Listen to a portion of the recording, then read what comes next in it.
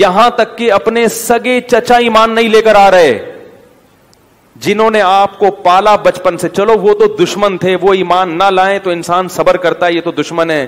اپنے سگے چچا جنہوں نے بچپن میں پالا، کفالت کی آپ کی، لیکن ایمان نہیں لائے، کیسا نبی کا دل کڑتا ہوگا.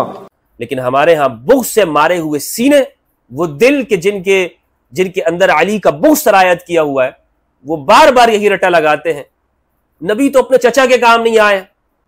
اسلام پہ کسی کا احسان نہیں ہے. اسلام کے اوپر، نبی کی زندگی کے اوپر آپ نے اپنے گھر والوں سے ہی احسان لیا. الحمدللہ رب العالمین والصلاة والسلام علی سید الانبیاء والمرسلین وآلہ الطیبین الطاہرین ومن والاه. بسم اللہ الرحمن الرحیم. السلام علیکم ورحمۃ اللہ وبرکاتہ. امید کرتا ہوں آپ لوگ خیریت سے ہوں گے. اللہ عز و جل آپ سب کو اپنے حفظ و امان میں رکھے. اسلام کے شروع دور میں ایسی ذوات قدسیہ جنہوں نے اسلام کے لیے اپنا سب کچھ نچھاور کر دیا، قربانیاں دی، رسول اللہ صلی اللہ علیہ وآلہ وسلم کی نصرت اور مدد کی، آپ صلی اللہ علیہ وآلہ وسلم کے لیے عظیم الشان قربانیاں دی. افسوس کی بات یہ ہے کہ ایسے اشخاص اور ذوات قدسیہ کو بعد میں ان کے اسلام کو اور ایمان کو مشکوک قرار دیا گیا. ایسی روایات وضع کی گئی، جعلی روایات پیش کی گئی کہ جن کی بنیاد پہ کہا گیا کہ انہی کا ایمان نہیں ہے، یہی اسلام کی حالت کے اندر اس دنیا سے نہیں گئے. انہی میں ایک ذات جناب ابو طالب علیہ السلام کی ہے کہ جو کہ رسول اللہ صلی اللہ علیہ وآلہ وسلم کے چچا ہے اور امام علی علیہ السلام کے والد گرامی ہیں.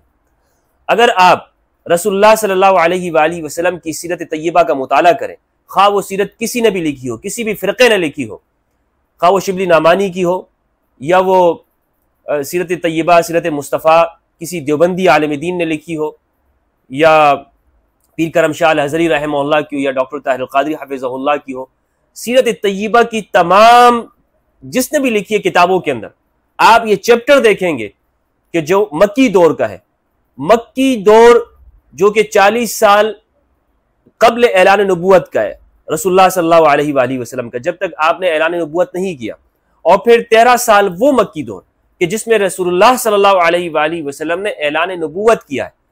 اس کل 53 سالہ زندگی کو آپ دیکھیں گے تو یہ اس میں جو مکی دور ہے 13 سال کا، اور اس سے کچھ عرصہ پہلے یہ پورا ابو طالب کا دور ہے. یہ مکی دور یہ ابو طالب علیہ السلام کے نام ہے، آپ کی قربانیاں اس میں. رسول اللہ صلی اللہ علیہ وآلہ وسلم نے جب 40 سال کی زندگی میں نبوت کا اعلان کیا تو آپ پر جو ظلم و ستم کیے گئے، آپ کا جو بائیکاٹ کیا گیا، قریش کے سامنے کون کھڑا ہوتا تھا؟ ان کے ظلم و ستم سے رسول اللہ صلی اللہ علیہ وآلہ وسلم کی حمایت اور دفاع کون کرتا تھا؟ تو جناب ابو طالب آپ کو نظر آئیں گے. اور ابو طالب علیہ السلام کے ارد گرد جو آپ سے وابستہ افراد ہے، بنی ہاشم کا جو خاندان ہے، جعفر طیار رضی اللہ تعالی عنہ، حضرت حمزہ رضی اللہ عنہ، حضرت عباس رضی اللہ تعالی عنہ، اور یہ خاندان بنی ہاشم، حضرت عباس کے بیٹے، جناب ابو طالب علیہ السلام کے بھائی اور بیٹے، اور امام علی علیہ السلام، یہ افراد آپ کو نظر آئیں گے کہ جو نبی صلی اللہ علیہ وآلہ وسلم کا دفاع کر رہے ہیں. یہ خاندان بنی ہاشم ہے، ام المؤمنین خدیجہ الکبریٰ علیہ السلام، اور پھر آپ کی اولاد طیبہ، ذریت طیبہ طاہرہ، انہوں نے رسول اللہ صلی اللہ علیہ وآلہ وسلم کا دفاع کیا. اس پورے مکی دور میں آپ کو ہر جگہ ابو طالب نظر آئیں گے. حدیث یوم الدار کے اندر دعوت ذوالعشیرہ میں رسول اللہ صلی اللہ علیہ وآلہ وسلم نے جناب ابو طالب کے گھر میں یہ دعوت منعقد کی. اس کے بعد آگے آپ چلتے جائیں، شیب ابی طالب کا جو وقت ہے، پھر وہ قریش کے وفود آتے ہیں جناب ابو طالب کے پاس کہ آپ نبی صلی اللہ علیہ وآلہ وسلم کی حمایت کرنا چھوڑ دیں، یہ ہمارے الہا کو برا کہتے ہیں، آپ ان کی حمایت چھوڑ دیں. ان کا مقصد یہ تھا کہ جب ابو طالب سائڈ پہ ہو جائیں گے تو ہم محمد رسول اللہ صلی اللہ علیہ وآلہ وسلم کا خاتمہ کر دیں گے الیاذ باللہ. لیکن وہ نہ کر سکے کیونکہ ابو طالب نے ایمانی قوت کا مظاہرہ کیا اور رسول اللہ صلی اللہ علیہ وآلہ وسلم کا ساتھ دیا. شیب ابی طالب کے اندر وقت گزارا، اپنے بچوں کو نبی صلی اللہ علیہ وآلہ وسلم کی خاطر قربان کرتے تھے، لٹا دیا کرتے تھے. شیب ابی طالب کے محاصرے کے دوران امام علی علیہ السلام کو رسول اللہ صلی اللہ علیہ وآلہ وسلم کے بستر کے اوپر. تو یہ پورا مکی دور آپ کو ابو طالب ہر جگہ پر جناب ابو طالب نظر آئیں گے. لیکن بعد میں آپ دیکھیں کہ افسوس کے ساتھ کہنا پڑتا ہے کہ ہمارے لٹریچر کے اندر، ہمارے وعظ کے اندر، ہمارے ارشاد کے اندر، ہماری گفتگو کے اندر، ہمارے خطابات کے اندر اور مجالس میں مکی دور کو جو پیش کیا جاتا ہے اس میں ابو طالب بالکل نہیں ہے. جناب ابو طالب کا تذکرہ ہی غائب ہے. اگر کوئی تذکرہ بھی کرتا ہے تو اسے یا تو تشیع کی طرف مائل کر دیا جاتا ہے یا وہ کہہ دیا جاتا ہے کہ جناب یہ سنی اسلام کے اندر نہیں ہے. تو اس کا مقصد یہ ہے، اس کا مطلب یہ ہے کہ جناب ابو طالب علیہ السلام جو کہ سیرت کی کتابوں کے اندر مکی دور کا اہم عنصر کیا بلکہ مکی دور آپ ہی کی زندگی کا نام ہے. ابو طالب نے، اگر جناب ابو طالب مکی زمانے کے اندر نہ ہوتے اور آپ کی قربانیاں نہ ہوتی تو رسول اللہ صلی اللہ علیہ وآلہ وسلم کو کتنی مشکلات ہوتی. کیا وہ ساری دعوت و تبلیغ کا کام آپ صلی اللہ علیہ وآلہ وسلم کر سکتے؟ تو آپ کو ساتھ دیا، آپ کو کبھی اکیلا نہیں چھوڑا، کبھی تنہا نہیں چھوڑا. اور پھر آپ دیکھیں کہ شاب ابی طالب میں آپ کا جب ساتھ دیا اور پھر اس کے بعد فوراً جناب ابو طالب علیہ السلام اور جناب ام المؤمنین خدیجہ الکبریٰ علیہ السلام کا انتقال ہو جاتا ہے 10 نبوی کے اندر. تو پھر طائف کے اندر آپ صلی اللہ علیہ وآلہ وسلم کے اوپر کتنا ظلم کیا گیا، آپ کو کتنا ستایا گیا. اور آپ کے وصال کے بعد، جناب ابو طالب کے جانے کے بعد، رسول اللہ صلی اللہ علیہ وآلہ وسلم نے اس پورے سال کو عام الحزن قرار دیا. یہ غم کا سال ہے، غم کا سال. ہمارے ہاں تو سوگ 2-3 دن منایا جاتا ہے، نبی صلی اللہ علیہ وآلہ وسلم نے پورے سال کو عام الحزن قرار دیا. یہ غم کا سال ہے کیونکہ پیارے چچا چلے گئے ہیں اور ام المؤمنین خدیجہ الکبریٰ علیہ السلام جیسی وفا شعار خاتون، ان کا انتقال ہو گیا ہے. یہ مکی دور جناب ابو طالب علیہ السلام کا ہے. لیکن ہمارے ہاں بغض سے مارے ہوئے سینے، وہ دل کے جن کے اندر علی کا بغض سرایت کیا ہوا ہے، وہ بار بار یہی رٹا لگاتے ہیں نبی تو اپنے چچا کے کام نہیں آئے، نبی تو کسی کے کام نہیں آتے، نبی تو فرماتے ہیں میں اپنے کام کچھ نہیں آتا ہوں معاذ اللہ، تو تمہارے میں کیا کام آؤں گا اللہ کے سامنے قیامت کے دن. ایسی روایتیں بنائی گئی صرف اس لیے کہ جناب ابو طالب علیہ السلام کے ایمان کو مشکوک بنانے کے لیے. اور پھر دوسری طرف یہ کہتے بھی ہیں کہ رسول اللہ صلی اللہ علیہ وآلہ وسلم نے فلاں کو جنت کی بشارت دی، فلاں کو جنت کی بشارت دی.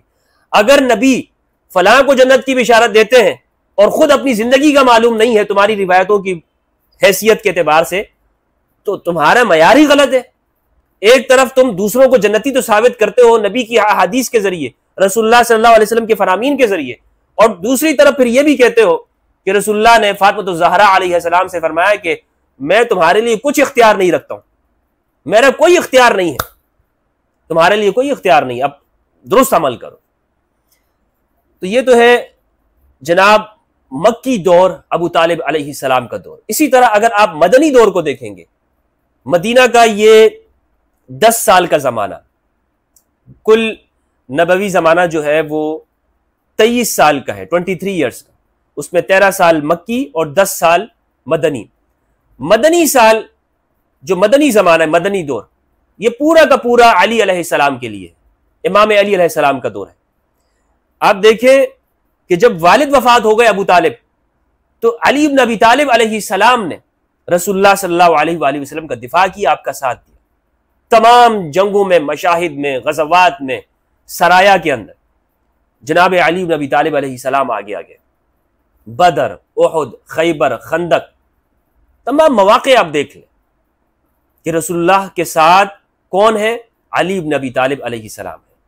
اور پھر رسول اللہ نے علی کو ایسے ہی نہیں چھوڑ دیا، فرمایا کہ جس طرح میں نے اپنی زندگی کے اندر تنزیل کے اوپر قتال کیا ان مشرکین قریش کے ساتھ، تو علی تعویل کے اوپر قتال کرے گا ان کے ساتھ.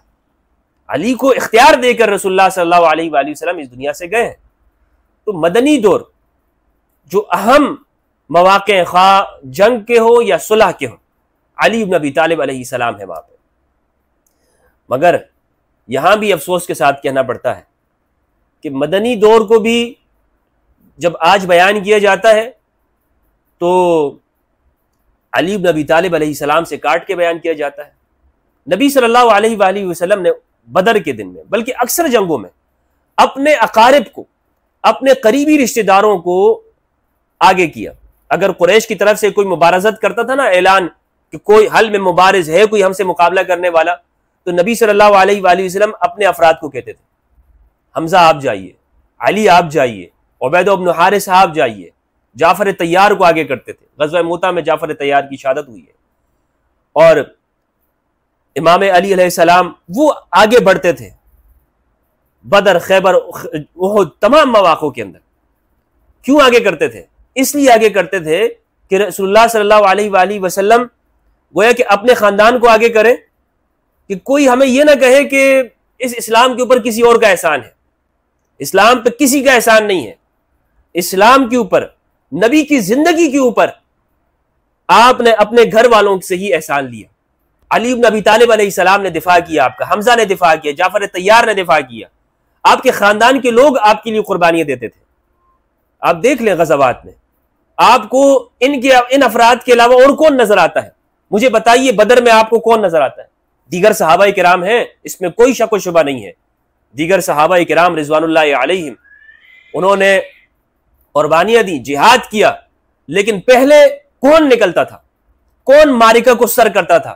عمرو بن عبد ود، روایات میں آتا ہے کہ وہ بہادر تھا، 1000 افراد سے زیادہ وہ اس کی طاقت سمجھی جاتی تھی۔ کس نے اسے قتل کیا؟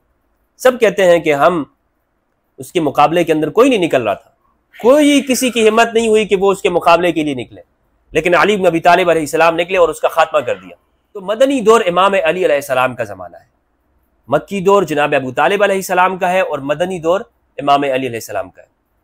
ایسے افراد تھے، لیکن یہاں میں ایک اور بات کی طرف اشارہ کرنا ضروری سمجھتا ہوں، وہ یہ ہے کہ جب امام علی علیہ السلام، ان کی ذات اور ان کی زندگی وہ اتنی واضح ہے کہ ان کی ولادت کے بارے میں بہت واضح معلوم ہے، ان کے اسلام کے بارے میں معلوم ہے، پرورش اور تربیت کے بارے میں معلوم ہے، اتنی وضاحت کے ساتھ کسی صحابی کے بارے میں کوئی خبر معلوم نہیں ہوتی جتنی وضاحت امام علی کے بارے میں ہے، خاندان کے بارے میں، پرورش، تربیت کے رسول اللہ صلی اللہ علیہ وآلہ وسلم نے تربیت کی، آپ کے علمی وجاہت کے بارے میں، آپ کی شجاعت کے بارے میں، ہر ایک، یعنی عمرو بن عبد ود کی بہن کہتی ہے کہ اگر میں اپنے بھائی کے اوپر برسوں نوحہ کرتی اگر مجھے یہ معلوم ہوتا کہ علی کے علاوہ کسی اور نے قتل کیا۔ کتنے شجاع ہیں، کتنے شجاع، یعنی پورا عرب جانتا ہے کہ علی شجاع ہے، علی بہادر ہے علیہ السلام۔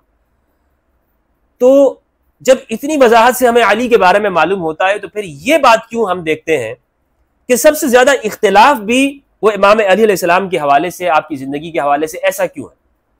اس کی کیا وجہ ہے کہ مثلا اگر ہم امام علی کے حوالے سے کوئی روایت پیش کریں تو اسے ضعیف کہا جاتا ہے، موضوع قرار دیا جاتا ہے، جبکہ یہ میں آپ کو بتاتا چلوں کہ علی علیہ السلام کے فضائل کے حوالے سے جتنی بھی روایات ہیں، یا تو وہ ان صحابہ نے روایت کی ہے کہ جو امام علی علیہ السلام کے قریب تھے، یعنی شیعان علی ان کو کہہ سکتے ہیں، یا ان صحابہ نے روایت کی ہے کہ جو امام علی علیہ السلام سے دور تھے، وہ معتزلین تھے، یعنی وہ آپ کا ساتھ نہیں دیتے تھے، بلکہ بہت سارے افراد ان میں ایسے ہیں کہ جو مخالفین میں آتے ہیں، مثلا عبداللہ ابن عمر رضی اللہ عنہ یا سعد بن ابی وقاص۔ لیکن یہ دیکھیں کہ سعد بن ابی وقاص رضی اللہ عنہ وہ شخصیت ہے کہ بخاری مسلم میں جو حدیث و منزلت ہے کہ جس میں آپ نے فرمایا، رسول اللہ صلی اللہ علیہ وآلہ وسلم نے فرمایا انت منی بمنزلت ہارون من موسیٰ الا انہ لا نبوۃ بعدی، یہ حدیث متواتر، یہ سعد بن ابی وقاص رضی اللہ تعالیٰ عنہ سے روایت ہے۔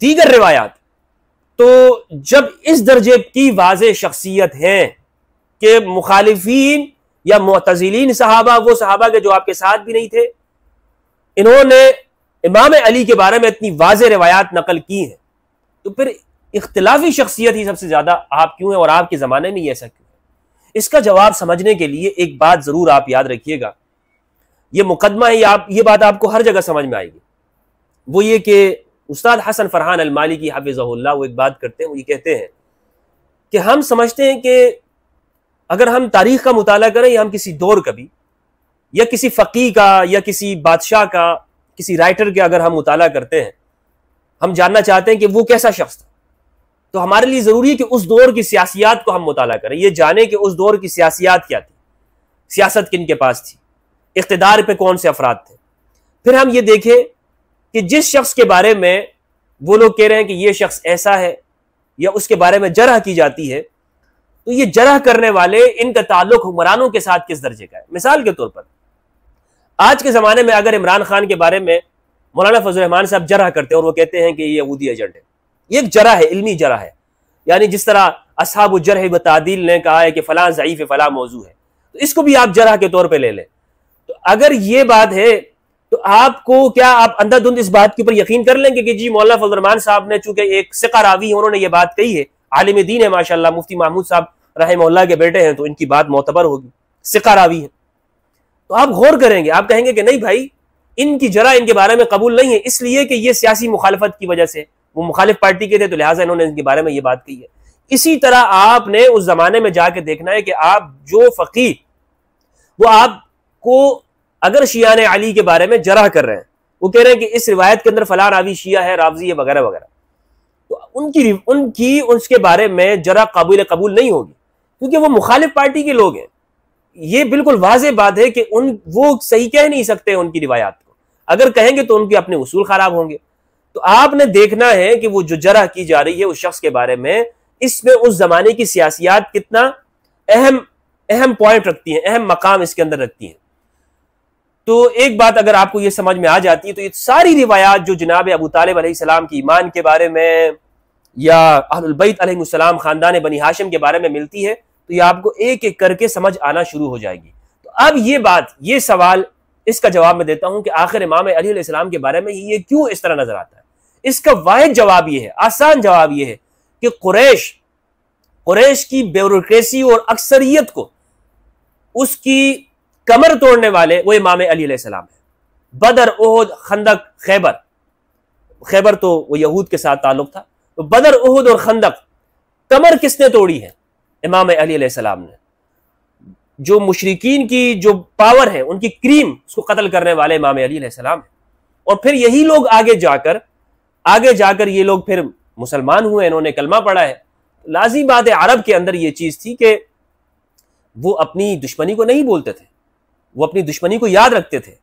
اور ابو جہل، ابو لہب، عتبہ، شیبہ، انہوں نے حسد کی وجہ سے ہی رسول اللہ صلی اللہ علیہ وآلہ وسلم کا ساتھ نہیں دیا، آپ کلمہ نہیں پڑھا ہے اکثر اوقات میں۔ بلکہ حسد ایسی چیز ہے کہ جو ایمان سے مانع ہو جاتی ہے۔ رسول اللہ صلی اللہ علیہ وآلہ وسلم پر جو یہود نے ایمان نہیں لایا یا قریش نے ایمان نہیں لایا، اس میں یہ حسد بہت بڑا یہ عنصر کار فرما تھا۔ قرآن مجید میں سورہ نساء کے اندر آیت نمبر 54 میں اللہ سبحانہ و تعالی نے ارشاد فرمایا، ام یحسدون الناس علی ما آتاہم اللہ من فضلہ، کیا یہ لوگ ان نعمتوں پر حسد کرتے ہیں جو اللہ نے انہیں اپنے فضل سے عطا فرمائی ہے؟ یہ لوگ اس پر حسد کرتے ہیں، تو حسد رکاوٹ بن گیا ہے ایمان نہ لانے کے اوپر۔ تو یہ چونکہ ایک ایسی بات ہے کہ ان کے اندر حسد موجود تھا، اور پھر آگے بھی رسول اللہ کے دور کے اندر ایسے لوگ تھے کہ جو امام علی علیہ السلام کا بغض رکھتے تھے۔ حضرت بریدہ سے روایت ہے، مستدرک الحاکم کے اندر روایت موجود ہے۔ حضرت بریدہ کہتے ہیں کہ میں نے یمن کے سفر میں امام علی علیہ السلام سے شکایت دیکھی، پھر میں نے واپس آ کر نبی صلی اللہ علیہ وآلہ وسلم سے بیان کیا، تو میں نے امام علی کی برائی بیان کی۔